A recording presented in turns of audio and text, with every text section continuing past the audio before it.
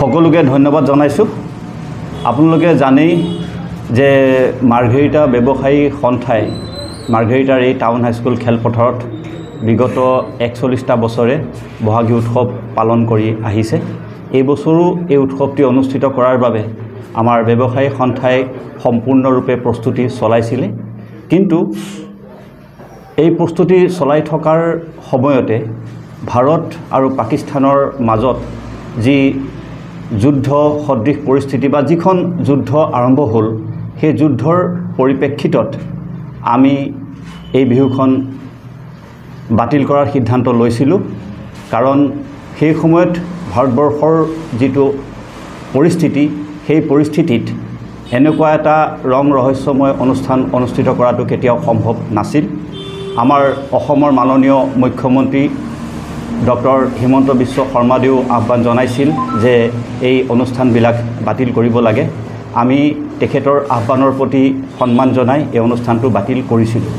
কিন্তু সৌভাগ্যবশতঃ ভাৰত আৰু পাকিস্তানৰ মাজৰ এই যুদ্ধৰ যি পৰিৱেশ, সেই পৰিৱেশ আজি প্ৰায় নোহোৱা হৈ গ'ল। ইতিমধ্যে দুয়ো দেশৰ মাজত আমাৰ যুদ্ধবিৰতি চুক্তি হৈছে।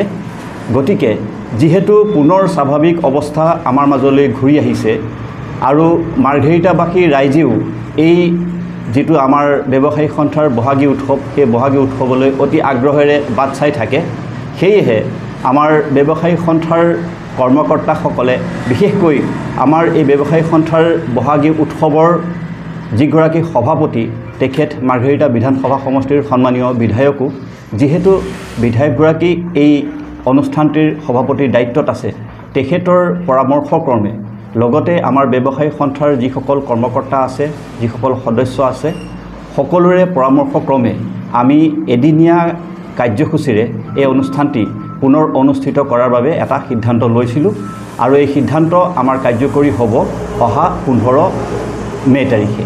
15 মে' বহাগৰ শেষ দিন। আমি বহাগৰ এই শেষ দিনটোতে দিনজোৰা কাৰ্যসূচীৰে এই অনুষ্ঠান অনুষ্ঠিত কৰাৰ বাবে আমি সিদ্ধান্ত লৈছোঁ। আমি বৰ বিশেষ অনুষ্ঠান ৰাখিব পৰা নাই, যিহেতু এদিনীয়া কাৰ্যসূচীৰে লৈছোঁ। আমাৰ যিসমূহ প্ৰতিযোগিতা আছিল, সেই প্ৰতিযোগিতাসমূহ আমি এইবাৰ অনুষ্ঠিত নকৰোঁ। তাৰ পৰিৱৰ্তে আমি মূল যিসমূহ আমাৰ কাৰ্যসূচী আছিল, সেই মূল কাৰ্যসূচীসমূহ অনুষ্ঠিত কৰিম।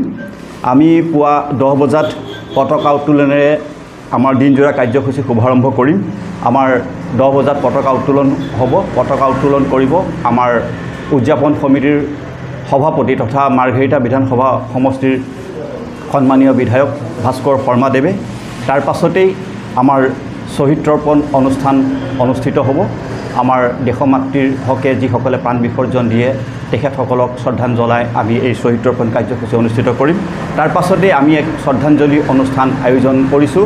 এই শ্ৰদ্ধাঞ্জলি অনুষ্ঠানৰ জৰিয়তে এই ভাৰত আৰু পাক যিখন যুদ্ধ, সেই যুদ্ধত যিসকল আমাৰ বীৰ জোৱানে দেশমাতৃৰ হকে প্ৰাণ বিসৰ্জন দিলে, লগতে এই যুদ্ধত ভাৰতবৰ্ষৰ কেইবাগৰাকীও নিৰীহ সাধাৰণ নাগৰিকেও মৃত্যুবৰণ কৰিবলগীয়া হ'ল, তেখেতসকলৰ প্ৰতি আমি শ্ৰদ্ধাঞ্জলি জনাই এক শ্ৰদ্ধাঞ্জলি অনুষ্ঠানৰ আয়োজন কৰিছোঁ।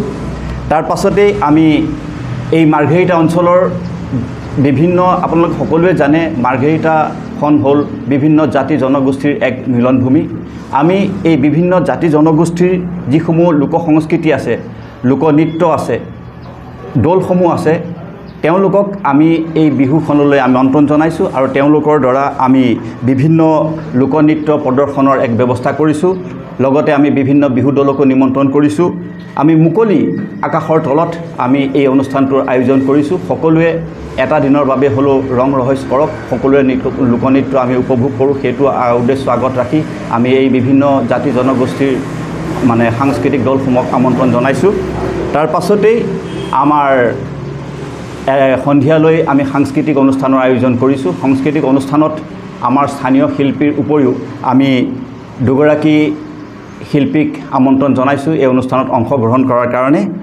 অসমৰ এগৰাকী অন্যতম জনপ্ৰিয় কণ্ঠশিল্পী মানস প্ৰতিমদেৱে আমাৰ এই অনুষ্ঠানত অংশগ্ৰহণ কৰিব আৰু তাৰ লগতে আমাৰ কাষৰে দুলীয়াজানৰে এগৰাকী কণমানি কণ্ঠশিল্পী আমাৰ জি টিভি সাৰেগামাপাৰ ৰানাৰ্ছ আপ পাইছিলে নহয় জানো জি টিভি সাৰেগামা পাত ৰানাৰ্ছ আপ সন্মান লাভ কৰা বিদিশা হাতীমূৰীয়াকো আমি আমন্ত্ৰণ জনাইছোঁ দুইগৰাকী আমাৰ শিল্পীয়ে এই সাংস্কৃতিক অনুষ্ঠানত অংশগ্ৰহণ কৰিব আমি আশা কৰিম মাৰ্ঘেৰিটাবাসী ৰাইজে এই বিহুখনৰ প্ৰতি যি আগ্ৰহেৰে বাট চাই থাকে সেই আগ্ৰহক আমি এবাৰ সম্পূৰ্ণ মাত্ৰা দিব নোৱাৰিলেও কিছু মানে আমি এই বিহুখনৰ প্ৰতি তেওঁলোকৰ যি মানে আগ্ৰহ সেই আগ্ৰহক সন্মান জনাই আমি এদিনীয়া কাৰ্যসূচীৰে এই অনুষ্ঠানটো আয়োজন কৰিছোঁ আৰু আমি আশা কৰিছোঁ মাৰ্ঘেৰিটাবাসী ৰাইজৰ পূৰ্ণ সহায় আৰু সহযোগিতা আমি লাভ কৰিম সকলোকে আমি বিহুৰ অনুষ্ঠান